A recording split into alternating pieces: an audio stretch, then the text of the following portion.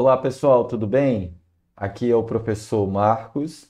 Esta é a disciplina de Bioquímica do curso superior de Licenciatura em Ciências Biológicas e na aula de hoje nós estaremos estudando a respeito do metabolismo, uma introdução ao metabolismo e também sobre o metabolismo dos carboidratos.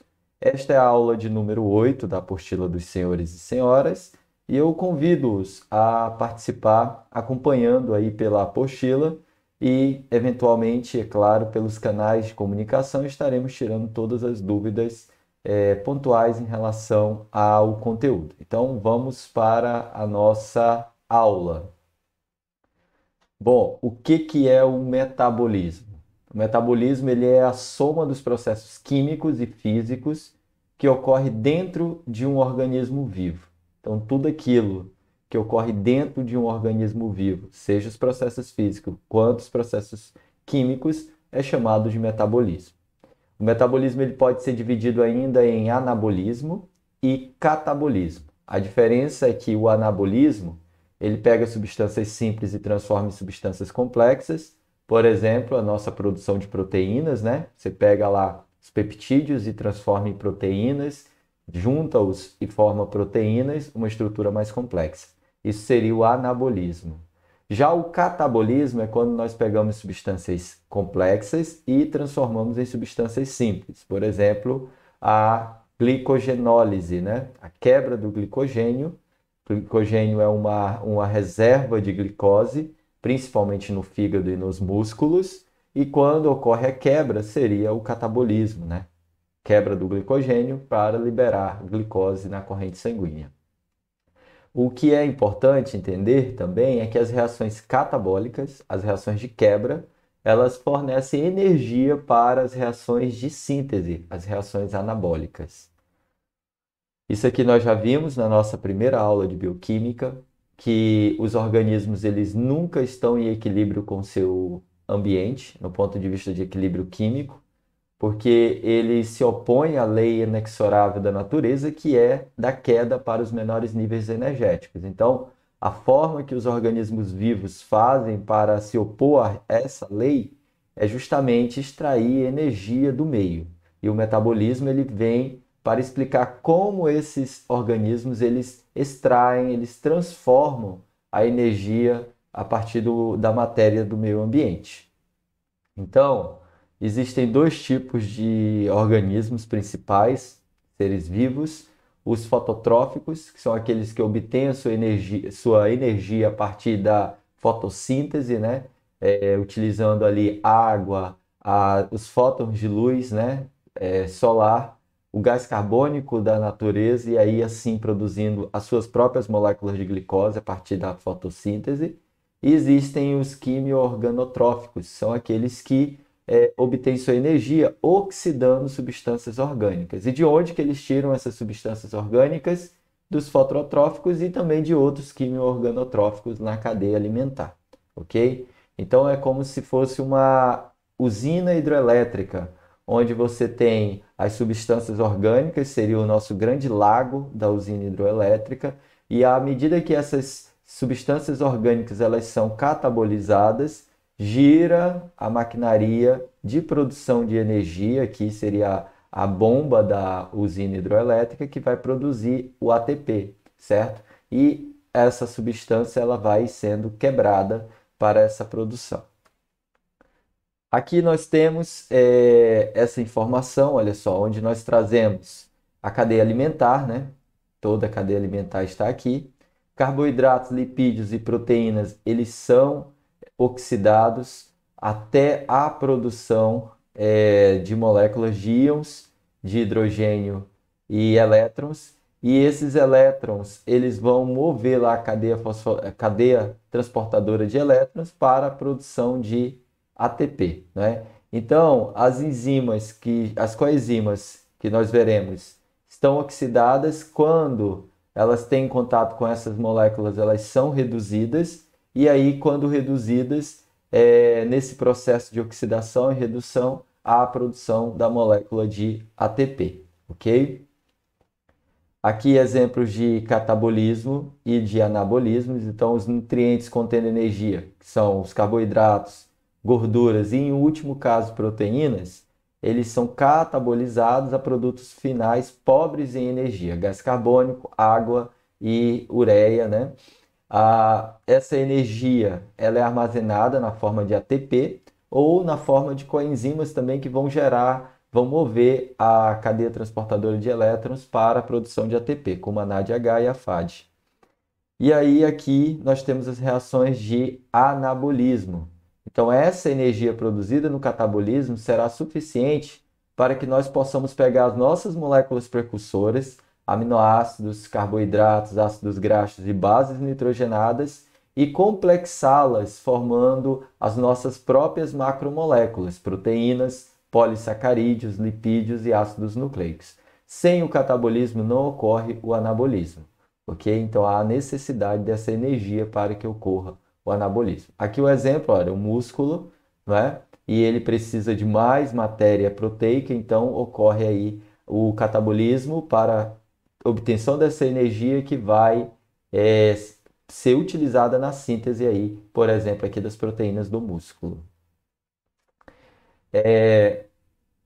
Esses complexos químicos, esses compostos, eles são importantes para todas as fases da nossa vida. Então, carboidratos, lipídios e proteínas estão na nossa alimentação desde o nascer até o envelhecer, ok? E até mesmo antes de nascer, né, via barreira placentária, né, a capilaridade dessas moléculas para a célula, o embrião que está sendo formado ali. E aqui nós iniciamos então a respeito do metabolismo dos carboidratos. Os carboidratos, eles são especiais porque a sua digestão já começa na boca, né? Na nossa boca, junto à saliva, nós temos uma enzima chamada amilase salivar. Então, toda vez que você pensa em doce, né? Sua boca já enche de saliva e ali naquela saliva, né? Produzida pelas glândulas salivares, existe uma enzima chamada amilase salivar que vai quebrar o amido, começa a quebrar o amido na boca a partir da mastigação. E aqui nós temos explicando passo a passo, olha só, a amilase salivar é produzida pelas glândulas salivares aqui, né? E ela é secretada, né, junto à saliva. E essa enzima, ela justamente está relacionada à quebra, ao início da quebra dos carboidratos, né? Uma vez que você mastigou, misturou os alimentos com essa enzima, depois você vai engolir esse alimento e esse alimento ele vai descer, né, pelo esôfago, chegando ao estômago e logo em seguida chegando à primeira parte do intestino, que é chamada duodeno. E lá existe uma outra enzima chamada amilase pancreática, né? Que é uma enzima produzida no pâncreas, que é uma glândula anexa ao intestino, e que injeta essa enzima no duodeno. E lá ocorre, então, a ação, mais uma vez, de uma nova amilase, quebrando ainda mais o amido, liberando aí os disacarídeos, polissacarídeos a partir do amido. Chegando no jejuno, que é a próxima parte do intestino, tem a ação das enzimas que quebram os disacarídeos, as disacaridases, como a sacarase e a isomaltose, né? Então são enzimas que vão quebrar aí a sacarose e o malte, liberando assim os monossacarídeos. E aí ocorre então a absorção. Onde ocorre a absorção? Tanto no duodeno quanto no jejuno, né? Por meio das células da mucosa intestinal. Então essas células elas captam esse carboidrato. O que é interessante é que não depende de insulina. Lá no intestino não depende de insulina para que essas células consigam captar esses carboidratos e injetar na corrente sanguínea, né? A frutose nesse sistema tem um receptor próprio, que é o GLUT5. Então lá nas células da mucosa intestinal, as células da mucosa têm um receptor próprio para a frutose, né? Aí depois que é absorvido, os carboidratos eles são transformados, são transportados ao fígado via a veia porta, ligada a um transportador chamado GLUT2. O que é a veia porta? A veia porta é um canal arterial que liga diretamente o intestino ao fígado. Então, boa parte das coisas que são absorvidas no intestino passam primeiro pelo fígado. O fígado é como se fosse uma grande máquina transformadora no nosso corpo, como se fosse uma grande indústria de produção tecnológica, né? Já que ela transforma, metaboliza as coisas, inclusive antes mesmo de cair na corrente sanguínea. A exemplo aqui, né? A boa parte da glicose ela vai direto para o fígado, né? E aí chegando lá no fígado, o que acontece com esses carboidratos, em especial glicose e frutose? Ele absorve 60% e retém, né, na forma de glicogênio.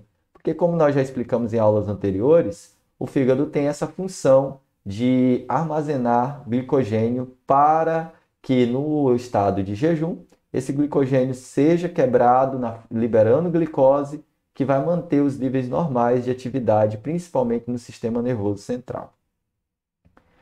Então, muito bem, olha só, então nós conseguimos entender como que nós nos alimentamos de carboidratos, como que ocorre a digestão e onde chegam esses carboidratos, né? Então, a digestão começa na boca com a amilase salivar, depois lá no duodeno com a amilase pancreática. No jejum nós temos as disacaridases, né? Que são enzimas que vão quebrar os disacarídeos em monossacarídeos, né? Como a sacarase, a isomaltase, né? E aí ocorre a absorção, tanto no jejum quanto no duodeno.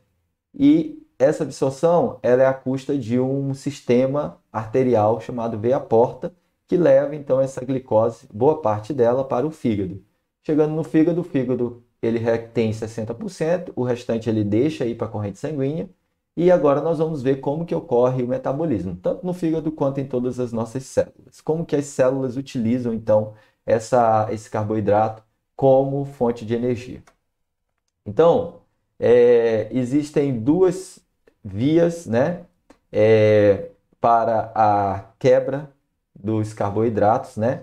A glicólise, que é a fase que nós chamamos de fase anaeróbica, porque ela não depende de oxigênio, onde a glicose ela vai sendo quebrada até piruvato, e depois nós temos a fase aeróbica, não é? A exemplo aqui que são as outras duas fases, né, que vão ocorrer dependendo de oxigênio, que é o ciclo de Krebs e a cadeia transportadora de elétrons, né? Fase aeróbica. Então a pergunta aqui é quais são as fases da respiração celular e onde elas ocorrem. Então, a fase anaeróbica, não é a fase que não depende de oxigênio, é chamada de glicólise, e ela ocorre no citoplasma de todas as células. A fase anaeróbica é a fase que depende de oxigênio. Ela é composta pelo ciclo de Krebs e a cadeia respiratória. E ela ocorre nas mitocôndrias, ok? Bom, começamos então com a glicólise, que é a quebra da glicose e até a formação da acetil-CoA. Então, a glicose ela é quantitativamente o principal substrato oxidável para a maioria dos organismos vivos, né? Então, a maioria dos organismos vivos utilizam glicose, desde fungo, passando por bactérias, chegando a protozoários e caminhando também para organismos multicelulares como eu e você. Todas as células elas oxidam glicose, é piruvato, para obter ATP, e o piruvato ele pode ser oxidado a CO2, né, a quebra final, aumentando muito mais a produção. Nós veremos que a partir de um ciclo, né, de glicose é possível produzir até 32 moléculas de ATP, somando aí, então, desde de 32 a 34, né, somando a cadeia, o ciclo de Krebs e a cadeia respiratória da quebra, então, dessa molécula. Então, mostra-se que é muito mais a produção de ATP no momento onde você tem oxigênio. E aí é importante nós pararmos aqui para apresentar para vocês novamente as coenzimas, né? Como nós vimos lá na aula sobre vitaminas, quando chegou nas vitaminas do complexo B, vitaminas hidrossolúveis do complexo B, nós falamos que a maioria dessas vitaminas estão relacionadas ao metabolismo, em especial ao metabolismo dos carboidratos. Então aqui eu apresento para vocês duas coenzimas muito importantes que vocês vão ver o nome delas agora durante todas as aulas, que é a nicotinamina adenina dinucleotídeo, que é a NAD, que é produzida a partir da vitamina B3, e a flavina adenina dinucleotídeo, que é a FAD, que é produzida a partir da vitamina B2. Então essas duas coenzimas são excepcionais, são importantes para o metabolismo dos carboidratos, ok? Para a beta-oxidação dos lipídios, para o metabolismo também de proteínas em alguns casos. Vocês verão então que são as duas principais vitaminas do metabolismo energético, pelo menos, né? Então aqui o que são NAD e o que é FAD, qual a importância para o metabolismo energético? Então a importância para o metabolismo energético é que, considerando que elas são coenzimas, elas participam da reação enzimática, sendo reduzidas ou oxidadas, garantindo assim que o substrato seja transformado em produto nas reações, ok? Então, sem a coenzima, a enzima não funciona, porque ela não vai ter o agente para redução ou oxidação. Aqui nós temos as fases, mais uma vez, da cadeia respiratória. A primeira fase é a glicólise, que ocorre lá no citoplasma, transformação da glicose a piruvato. A segunda fase ocorre lá nas mitocôndrias, nas cristas mitocondriais, que é a fase chamada ciclo de Krebs, né? E nós temos ainda a cadeia transportadora de elétrons, que ocorre na mitocôndria na crista, tá? O ciclo de Krebs ocorre na matriz mitocondrial, certo? E a cadeia transportadora de elétrons na crista das mitocôndrias. E aqui também tem a quantidade de ATP, né? Na glicólise 2, ATP são produzidos. Lá na fase 2, no ciclo de Krebs, mais 2. E na cadeia transportadora de elétron, lá arrasa, né? De 32 a 34 ATP. Somando aí, ó, a partir de uma única glicose, nós temos aí de 36 a 38 ATP produzido. E agora nós estudaremos a glicólise, que é a quebra da glicose, né? O termo vem da origem grega, glic doce, lisis de solução, então é a quebra da glicose. Mais uma vez, uma molécula de glicose gera duas moléculas de piruvato, a partir da oxidação. A glicólise, ela ocorre em várias fases, como vocês verão agora, ok? E aí existem as fases que nós chamamos de fases preparatórias, que são as primeiras 4 fases do ciclo, onde ocorre a preparação para o ganho de energia. Então vocês vão ver que nessas fases a gente só perde energia, mas é uma fase que prepara para o ganho de ATP. E a fase de pagamento, que compreende aí, pelo menos, né, da fase 6 à fase 10, ok? Então é a fase onde nós começamos a ganhar energia. Então, da 1 a 5, fase preparatória. Da 6 a 10, fase de pagamento. Então, a fase preparatória, a célula gasta 2 moléculas de ATP e também magnésio, que é um cofator enzimático. Processa-se 5 reações bioquímicas, não ganha nenhuma energia. Pelo contrário, as moléculas de ATP são investidas nas reações de fosforilação. O que é fosforilação? É a adição de um grupamento fosfato, que é o PO4, em uma molécula qualquer. Então, quando eu falar fosforilação, é isso. É pegar o fosfato, tirar do ATP e botar na molécula de glicose, como nós veremos, certo? Então, a primeira reação da fase preparatória, o primeiro substrato é a glicose. Então, a glicose entrou nessas células e agora ela vai ser quebrada, certo? Lembrando que essas reações estão ocorrendo em cadeia, tá? Uma atrás da outra, certo? De forma sequencial. Então, a primeira reação, a glicose ela entra nos tecidos e ela vai ser fosforilada com gasto energético de uma molécula de ATP, dando origem à glicose 6-fosfato e o ADP. Então, olha só, vamos explicar aqui como ocorre. Nós temos a molécula de glicose, olha só, na sua forma de cadeia fechada, né?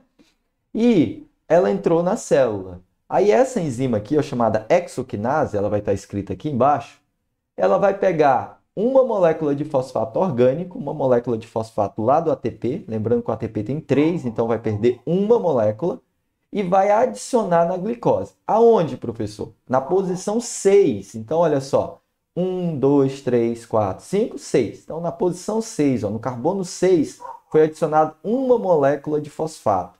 Por isso que a glicose é chamada agora de glicose 6-fosfato. Por quê? Porque uma molécula de fosfato do ATP foi colocado lá na posição 6. Nisso, nós dizemos que houve um gasto energético, né? Por quê? Porque perdeu uma molécula de ATP, olha só. Porque perdeu um fosfato, o ATP está descarregado agora, que é a sua forma de adenosina de fosfato. Nisso também foi utilizado o magnésio, que é o cofator da enzima. Vai se ligar lá numa região da enzima e vai potencializar a sua ação, certo? Então, quem faz isso? A hexoquinase. Lembrando, 6-fosfato não quer dizer que tem 6 fosfatos na glicose, não. Só quer dizer que tem um fosfato na posição 6, tá bom? Está dando evidência à posição, ao carbono no qual o fosfato foi adicionado. Agora, a glicose 6-fosfato, aqui ela, né? Ela é convertida no processo de isomerização à frutose 6-fosfato, para que assim se possua um sítio de entrada para a frutose da dieta na glicólise. Então, veja só, nós temos a glicose 6-fosfato, está aqui a molécula, e ela vai sofrer um processo de isomerização para ser transformada então em frutose 6-fosfato. A enzima que faz isso é a fosfoglicoisomerase. Vocês observaram que o nome das enzimas estão diretamente relacionados ao seu mecanismo de ação. Olha. Fosfoglico é o substrato, isomerase é o que ela vai fazer, vai produzir uma isomeria. Lembrando lá que a diferença entre a frutose e a glicose é de ponto, basicamente de ponto de isomeria, são esteroisômeros, né? Muito parecidos. Então, essa modificação da glicose para transformá-la aqui em frutose é o que garante, né, a porta de entrada da frutose na via de glicólise. O que eu quero dizer? Quero dizer que a frutose ela já entra aqui, nessa segunda reação, quando ela vai ser metabolizada pela via da glicólise.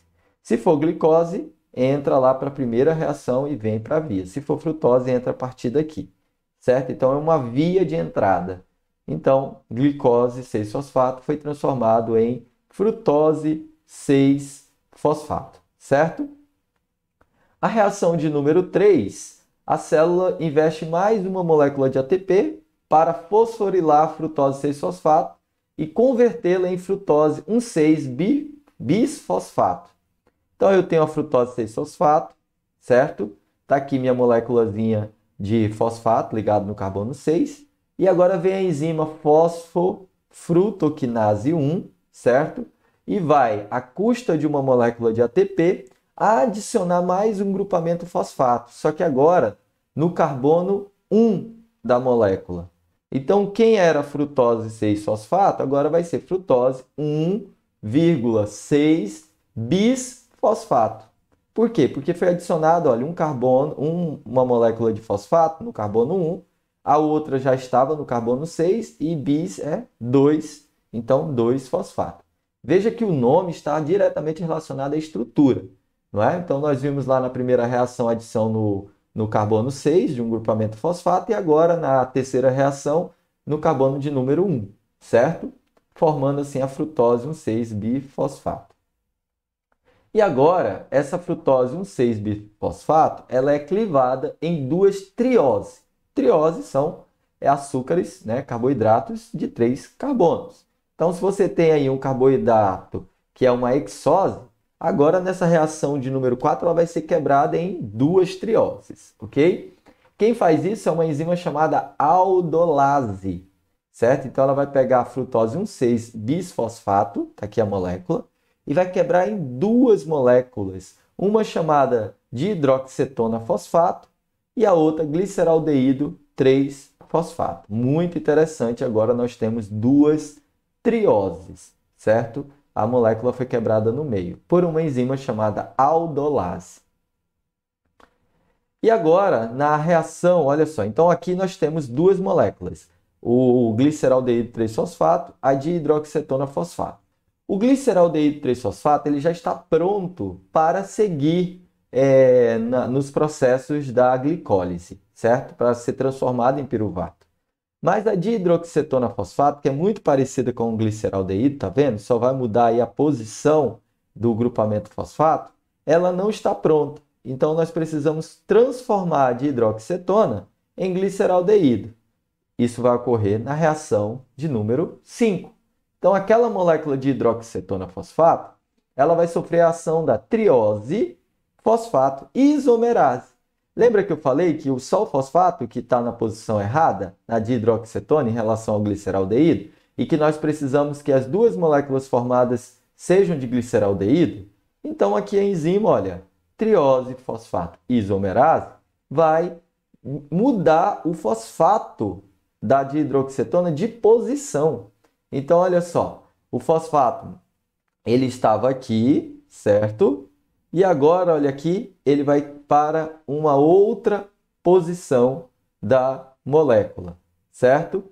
E aí, agora a molécula ela é convertida, portanto, em gliceraldeído 3-fosfato. O fosfato foi para a posição 3. Ele estava aqui e agora foi para a posição 3. Estava no 1 e foi para o 3. E agora nós temos o gliceraldeído 3-fosfato. E aqui nós concluímos a fase preparatória. Foram 5 reações que converteu a glicose em 2 moléculas de gliceraldeído 3-fosfato. Lembrando que a reação de número 5 foi aquela reação que pegou lá a dihidroxicetona e transformou no gliceraldeído, formando então as 2 moléculas. Nisso nós gastamos ATP, né? Na fase 1 e na fase 3. Gastamos uma molécula em cada fase e não ganhamos nada até agora, certo? E agora, terminando aqui a fase preparatória, né? Nós temos, então, o gliceraldeído 3-fosfato sendo fosforilado mais uma vez, desta vez à custa do fosfato inorgânico, formando uma molécula de 1,3-bifosfoglicerato. Além disso, ocorre uma reação, uma redução de um NAD para NADH, certo? Então, essa é a reação de número 6, certo? Essa reação de número 6 é uma reação que está entre a fase preparatória e a fase de pagamento, tá, gente? O gliceraldeído 3-fosfato, a gliceraldeído 3-fosfato desidrogenase é o nome da enzima que vai fazer isso, ó. Então, eu tenho aqui o gliceraldeído 3-fosfato e eu tenho o fosfato inorgânico. O que é um fosfato inorgânico? É um fosfato que não está ligado a uma molécula orgânica que está ali no citoplasma da célula, certo? Então, não há gasto de energia na adição desse fosfato, certo?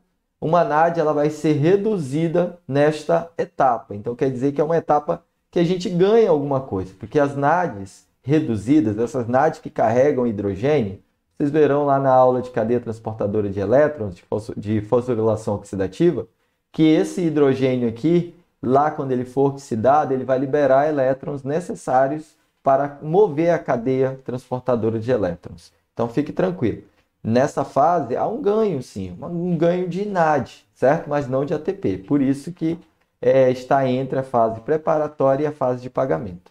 Então, olha, gliceraldeído 3-fosfato, fosfato inorgânico. Aquele fosfato, então, ele é adicionado na molécula. E nós temos, então, o gliceraldeído 1,3-bifosfoglicerato. Isso ocorre em ambas moléculas de gliceraldeído formadas, certo? Então, nas duas é adicionado um fosfato inorgânico, formando assim 2 moléculas de gliceraldeído 1,3-bifosfoglicerato. Então, aqui define o que é a fase preparatória da glicose e quais são as etapas passo a passo. Então, olha, cada molécula de glicose que entra no processo de glicólise, ocorre a oxidação de 2 moléculas de gliceraldeído 3-fosfato em 1,3-bifosfoglicerato, que é o produto final aí da fase preparatória. Agora chegamos à fase de pagamento. Beleza, agora que a gente começa a tirar ATP, né, dessa história toda, porque essa glicólise é para isso, é para a produção de ATP, né? Então, 1,3-bifosfoglicerato, a molécula, ela vai ser transferido, né, um fosfato do carbono 1, dá 1,3-bifosfoglicerato, para uma molécula de ADP. que é a forma descarregada, né, da molécula de ATP, ó, é a adenosina de fosfato, formando assim a molécula de ATP e uma molécula de 3-fosfoglicerato. Então, olha, aquela molécula, aquele fosfato inorgânico que tinha sido colocado na posição 1 do fosfoglicerato, agora ele vai ser transferido para uma molécula de ADP, reconstituindo assim, então, uma molécula de ATP, que é a nossa bateria, a nossa reserva energética utilizada pelas enzimas, né? Quem faz isso é a fosfoglicerato quinase. Então, ela vai tirar esse fosfato, adicionar na molécula de ADP, transformando o ADP em ATP e sobrando aí o 3-fosfoglicerato. Na reação, então aqui, olha só, se isso aqui aconteceu nas duas moléculas de 1,3-bifosfoglicerato, eu ganhei então duas moléculas de ATP. Na reação 8, esse 3-fosfoglicerato vai mutar, vai sofrer uma mudança de posição em relação ao grupamento fosfato. Ele vai sair da posição 3 e vai para a posição 2. Quem faz isso é a fosfoglicerato mutase. E ela usa como cofator o magnésio, certo? Então, 3-fosfoglicerato vai ser transformado em 2-fosfoglicerato. O que aconteceu? Só mudou de posição o grupamento fosfato. Na reação de número 9, é uma reação de desidratação catalisada pela enzima chamada enolase. E o 2-fosfoglicerato, ele é desidratado formando o fosfenolpiruvato, o PEP, que é um composto altamente energético. Então, olha só, o 2-fosfoglicerato vai perder essa molécula aqui, ó, esse hidrogênio e essa hidroxila na forma de água, a partir de uma enzima chamada enolase, formando assim o fosfenolpiruvato, que é uma molécula desidratada, né? Um fosfoglicerato desidratado. Quem faz isso é a enolase. E aqui é interessante porque todos os seres vivos que fazem o metabolismo da glicólise, né, da glicose, pelo menos a fase anaeróbica, a glicólise, né, tem essa enzima, a enolase. Mas a enolase ela é diferente de acordo com o tipo de organismo, né, a espécie, enfim. Então, a enolase ela pode ser alvo de fármacos antiparasitários, por exemplo, né?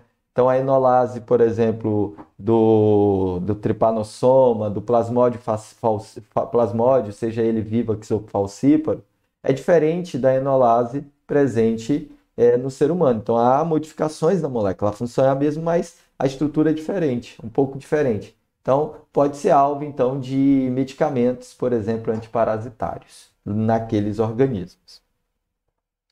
E aqui nós chegamos na reação de número 10, né? Substrato é o fosfenolpiruvato, a enzima é a chamada piruvato quinase, ela transfere o grupo fosfato do fosfenolpiruvato para uma molécula de ADP, formando então uma molécula de ATP e piruvato. Então, o fosfenolpiruvato perdeu a molécula de fosfato dele aqui, que vai ser transferida para a molécula de ADP, dando origem assim à adenosina trifosfato e sobrando o piruvato. Quem faz isso é a enzima piruvato quinase, à custa de magnésio e de potássio, certo? Que são os cofatores desta enzima. Então aqui, ó, mais uma vez, nós ganhamos ATP. Como nós tínhamos 2-fosfenolpiruvato, nós ganhamos então mais duas moléculas de ATP. E assim finaliza a fase de pagamento, ok? Que foi desde lá do gliceraldeído 3-fosfato sendo transformado em 1,3-bifosfoglicerato com a nossa redução da NAD para NADH, isso aqui é importante, até a produção de ATP nesta fase bem aqui e na última fase bem aqui. Então, nós tivemos aqui dois momentos de produção de ATP, além do momento de redução de NAD para NADH. Defina o que é a fase de pagamento da glicólise e quais são as etapas passo a passo. Então, fazendo o cálculo, na primeira fase nós perdemos 2 ATP, na segunda nós ganhamos 4, além de ter ganhado 2 piruvato e 2 NAD. Então, o saldo ele é positivo, porque se nós ganhamos 4, perdemos 2, sobrou 2 ATP, saldo positivo. Piruvato nós não perdemos nada, só ganhamos, e NAD também. Então, nós saímos da glicólise com 2 ATPs, 2 piruvatos e 2 NAD. E a pergunta de número 5 é muito importante. né? Com certeza pode cair aí na avaliação. Considere que uma determinada célula entrou 250 unidades de glicose. Qual seria o saldo de ATP, piruvato e NAD produzidos somente na glicólise? Então, é isso aqui, é o cálculo simples, ok? É só multiplicar. Existem pontos de controle da glicólise, né? A glicólise, ela ocorre à medida que você tem um suprimento de glicose ou de frutose na corrente sanguínea. Uma vez que esse suplemento ele diminui, ou uma vez que você produziu mais do que necessário, ocorre o controle chamado por meio do feedback negativo, onde o produto, ele por si, inibe a enzima em quebrar o substrato. Então, um exemplo aqui, olha, na hexoquinase, se tiver excesso de glicose 6-fosfato, quer dizer, tiver muita glicose 6-fosfato e a célula não está utilizando, a enzima ela é inibida pelo próprio excesso do produto que ela faz. Ali no exemplo, no segundo exemplo, a fosfofrutoquinase, ela também é inibida pelo excesso de ATP. Ora, se tem muito ATP dentro da célula, por que a gente vai continuar com a glicólise? Certo? É melhor armazenar essa glicose do que quebrar. Então, existem aí várias fases de inibição, certo? E agora, e aquele piruvato? Para onde que ele vai? Qual o destino do piruvato? Vai ser alvo das próximas aulas, mas aqui fazendo alguns apontamentos, olha, aquele piruvato que foi produzido pela glicólise, que nós explicamos em 10 reações sucessivas, ele pode continuar na fase anaeróbica, naqueles organismos ou ambientes anaeróbicos, por exemplo, a fermentação lá, né, feita por leveduras na produção de cervejas, na produção de pão, né, a fermentação é um processo anaeróbico. Nos nossos músculos, quando nós temos pouco suprimento de oxigênio, imagina que você precisou correr, né, de imediato, então você não estava com o suprimento de oxigênio suficiente. A partir de um momento, você começa a fazer processo fermentativo também no músculo, certo? Que aqui, olha só, está desse lado, né? Que nos músculos, esse piruvato vai ser convertido em lactato, né? Em condições anaeróbicas também. Isso ocorre também em micro-organismos, por exemplo, aqueles que são utilizados para a produção de bebidas lácteas, né? Que são os bacilos, né, gram-negativos utilizados ali, né, os lactobacilos, e também ocorre nos nossos eritrócitos, certo? Já que essas moléculas, essas células são carentes ali de mitocôndrias, então ocorre também nos eritrócitos desta forma.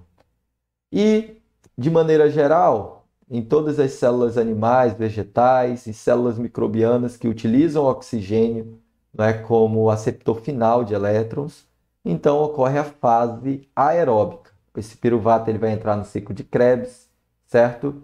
E depois que ele sai do ciclo de Krebs, ele passa pela fosforilação, ele passa pela cadeia transportadora de elétrons, a própria fosforilação oxidativa, e ele é liberado na forma de CO2 e água, ok? Essas são as nossas referências. Eu agradeço a participação de vocês. Peço desculpa pelo tamanho da aula, porque a aula é muito importante e acabou ficando um pouco grande. Mas, com certeza, vai ser de muita utilidade para os senhores e senhoras. Nos vemos, então, na nossa próxima aula. Valeu e até mais.